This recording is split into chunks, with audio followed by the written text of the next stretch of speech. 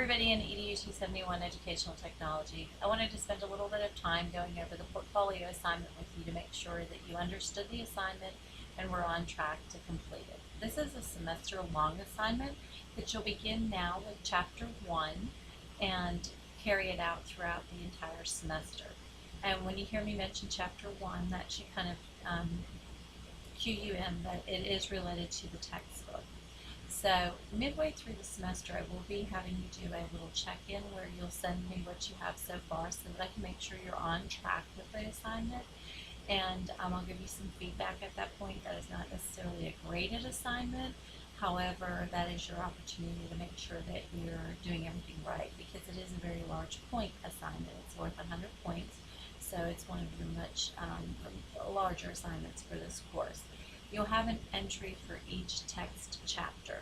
Now, if you look in the course at the top portion of the new course, the same place where you found the MOCA, the course syllabus, course calendar, right above Module 1, you'll see a document that says Portfolio Assignment. That Microsoft Word document gives you an overview of the assignment broken down by chapter. Before I start into the chapter breakdown, it does tell you that there's a little reference there to your textbook where in Chapter 2 it talks about how to set up a portfolio.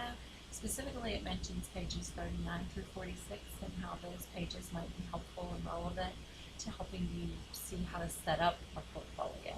So that might be relevant. It also is a good segue to the second slide here, which is the technical side of the portfolio. You can use whatever program or format you're comfortable using. Some people in the past have set up their portfolio using PowerPoint slides and make a PowerPoint slide for each chapter. Some people have made Microsoft Word document, one great big Microsoft Word document, and then use a page for each chapter. It is totally up to you. You don't even have to stick with either of those. You can even choose something else, something different. I want you to use something you're comfortable with, though. If you use something that is outside of your realm of comfort and your comfort zone, you're going to get so lost in the technology that it's going to be cumbersome for you, and you're not going to want to keep up with it. Now, the whole idea of making this portfolio, by the way, and I should have probably started with this, is that you would get experience in making a portfolio just as you would for a child. When you're the teacher in the classroom, you would be making a portfolio of a child's work, and then you would turn around and share this portfolio with families.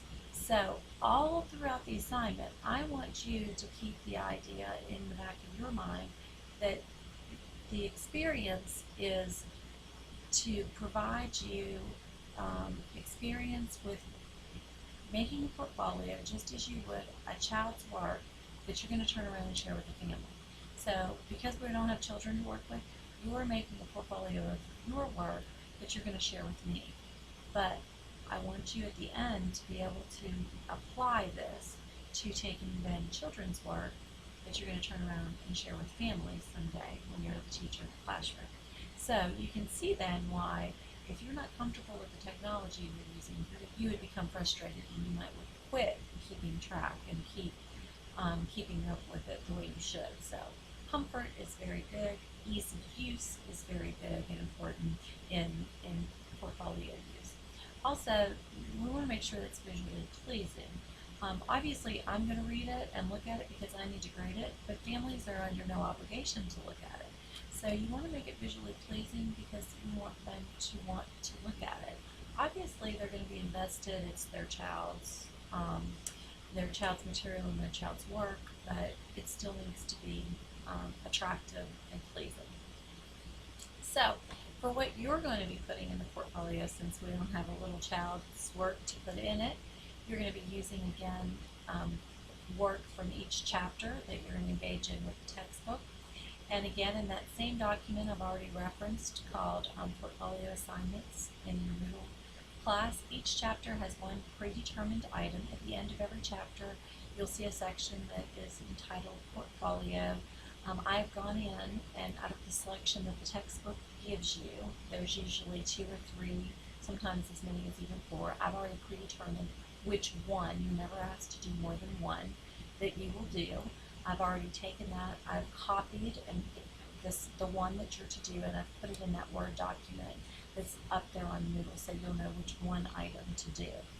All items, again, are taken directly from that book, from that list, and many chapters build on previous submissions. So you may notice that what you do from chapter 4, you then turn around and you use that in chapter 5 and you're building on that. So it's very much a building activity for many of them. So several of them will feel that way. You'll refer back to, there's a particular lesson that you'll build as you go along, and then you're going to keep referring back to that same lesson and enhancing it, changing it, building on it, and talking about it.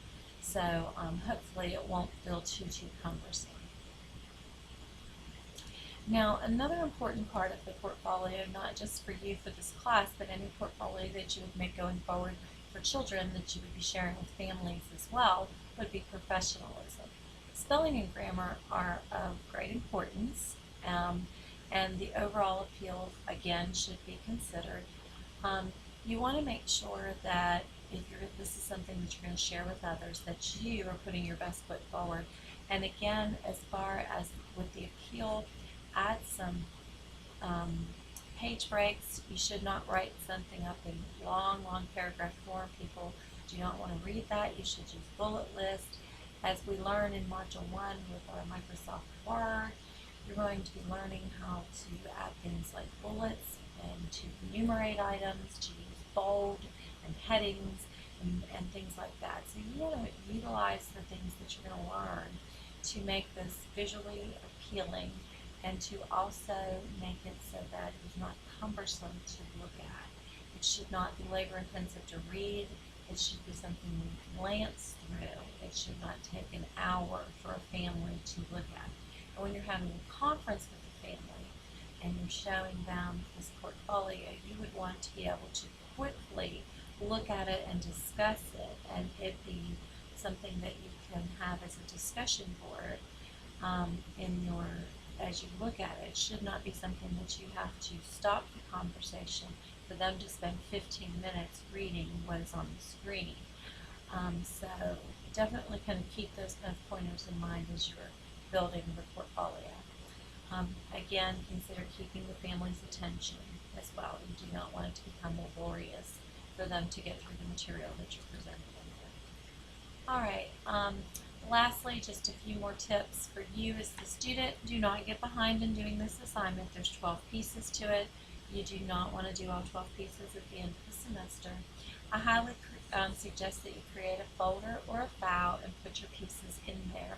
In Module 1, in the Microsoft Word part of the course, I do show I give some information on how to create folders and files, and I highly suggest that you follow that to create a folder and then a file, and keep up with this that way so that you can just continually add on after each chapter.